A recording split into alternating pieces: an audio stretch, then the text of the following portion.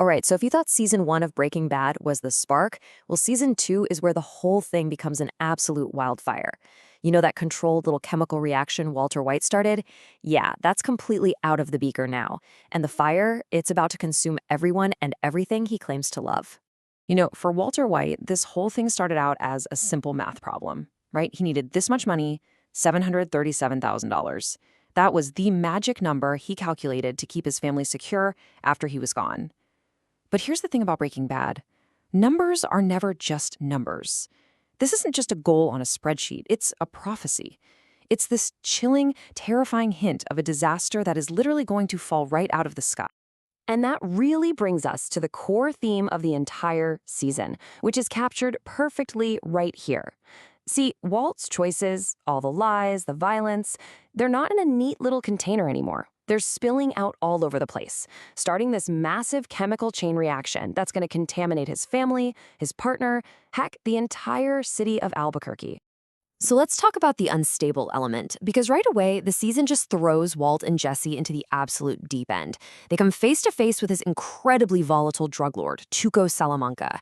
And you gotta remember, Walt thought he could control this new world with chemistry, with logic. But then he watches Tuco beat one of his own men to death, and that's when it hits him.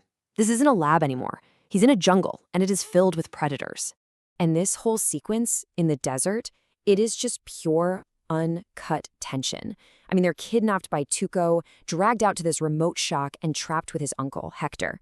And that bell, oh man, that bell, it becomes this unbelievable tool of psychological torture. Walt has this plan, right, to poison Tuco, but it's foiled by that ding, ding, ding of the bell. It all leads to this insane shootout when Hank, of all people, shows up. So Tuco ends up dead, sure, but the whole thing leaves Hank deeply, deeply scarred. And that's a consequence that's going to ripple all through his life. So how does Walt explain just disappearing? Well, his cover story is an absolute masterclass in deception. He fakes what he calls a fugue state, which involves him stripping naked in the middle of a supermarket. It's a performance that is just as absurd as it is audacious, honestly. And while for us it might play like some really dark comedy, for Skylar, it's the final piece of the puzzle. This is where her suspicion hardens into certainty. She knows she's being lied to. All right, so we're building an empire of lies now. Tuco's out of the picture, and Walt and Jesse, they see this as a huge opportunity. It's their chance to build their own operation. But as they start to actually construct this meth empire, you can see their moral foundations just start to crack. And not just crack, but shift in completely opposite directions.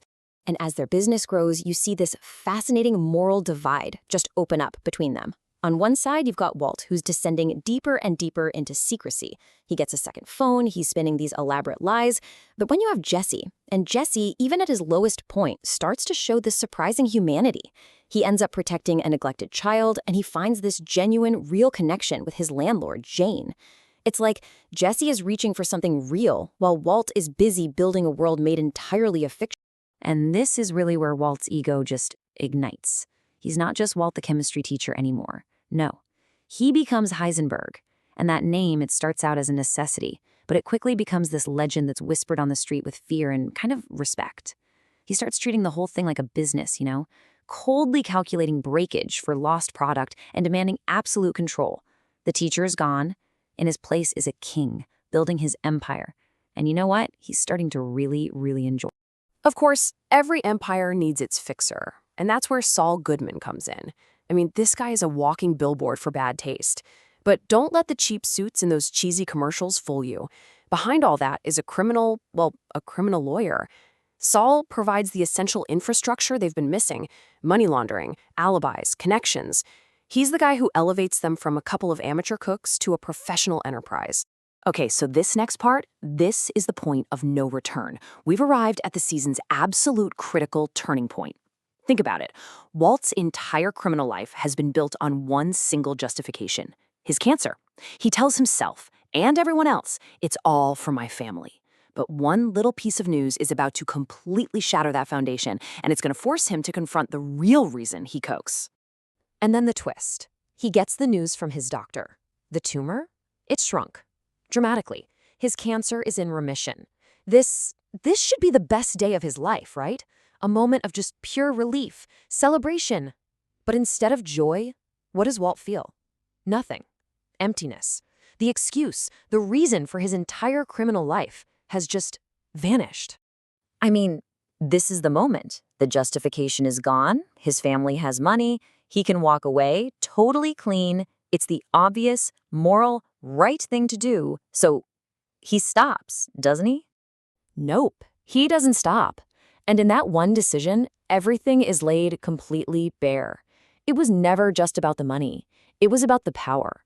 It was about being Heisenberg, the guy who was smarter than everyone else, the one who was finally in control. He's addicted to the empire. And if you had any doubt left about who he's become, it's completely erased in what is maybe the season's most haunting scene. He finds Jesse and Jane passed out. And when Jane starts to choke, Walt is faced with this crystal-clear moral choice: intervene and save her life, or let her die and regain control over Jesse. And he does nothing. He just stands there and watches. This isn't just about removing an obstacle. This is a terrifying pivot. This is the moment Walter White consciously, willingly chooses to let Heisenberg take over for good. He sacrifices another person's life for his empire. It's the death of his soul, right there on screen. So, when the sky falls, what happens next? Well, from that single moment of private, quiet horror, the season builds to the spectacular, public disaster. This is the final explosive stage of that chemical reaction Walt started. This is where the consequences become so massive, there's no way to contain them. And the show so brilliantly seeded this all season long. Remember that number from the beginning, $737,000? Well, it connects to a Boeing 737. And what about those weird black and white teasers at the start of the episodes? They showed debris floating in Walt's pool, including that now iconic scorched pink teddy bear. All these little cryptic clues, they were all pointing to one single catastrophic event. The crash is caused by an air traffic controller, Jane's father, a man so completely shattered by grief over his daughter's death, a death that Walt allowed to happen, that he makes a fatal error at work, and two planes collide midair. See, this wasn't some random accident. It was a direct consequence. Walt's single selfish choice to let Jane die created a ripple effect, a wave that ended up killing hundreds of innocent people. And that wreckage in his own backyard, it's the perfect, stark metaphor for the wreckage he has made of his own life. Season 2 proves without a shadow of a doubt that consequences are never, ever contained. Walter White told himself he was in the empire business, but in reality, he was in the chaos business. And as the season ends with him just standing there, looking over the ruin he single-handedly created, you're left to wonder, how much more of the world is he going to burn down just to protect his little kingdom?